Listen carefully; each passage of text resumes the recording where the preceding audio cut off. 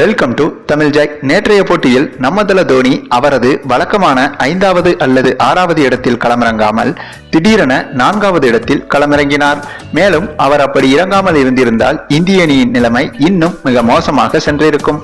ஆனால் திடீரென தோனி அவரது பேட்டிங் வரிசையை மாற்றி களமிறங்கியதற்கு ஒரு முக்கிய காரணமும் இருக்கிறது. அதாவது முதல் ஓடியை தொடங்குவதற்கு முந்தைய நாளான கடந்த 11ஆம் தேதி செய்தியாளர்களை சந்தித்திருந்தார் ரோஹித் சர்மா. அப்போது ரோஹித் சர்மா பேசிய சமயத்தில் தல தோனி சிறந்த பினிஷர் என்று எல்லோருக்குமே தெரியும்.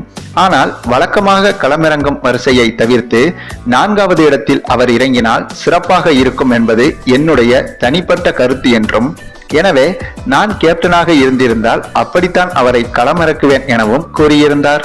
ஆனால் ரோஹித் சர்மா சொன்னது போலவே நேற்றைய போட்டியில் தல தோனி தான் 4வது பேட்ஸ்மேனாக களமிறங்கி சிறப்பாகவும் செயல்பட்டார். அதற்கு இன்னொரு காரணமும் உண்டு.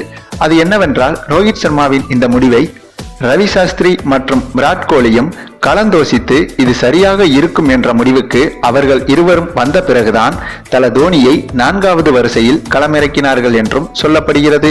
சரி, நீங்க இப்ப சொல்லுங்க, ரோஹித் சர்மா எடுத்த இந்த முடிவு இந்திய அணிக்கு பலமா பலவீனமா என்ற உங்க கருத்துக்களையும் கமெண்ட்ல தெரிவிங்க. இந்த வீடியோ உங்களுக்கு பிடித்திருந்தால் லைக் பண்ணுங்க, உங்க ஃப்ரெண்ட்ஸ்களுக்கு ஷேர் பண்ணுங்க. தேங்க்ஸ் ஃபார் வாட்சிங்.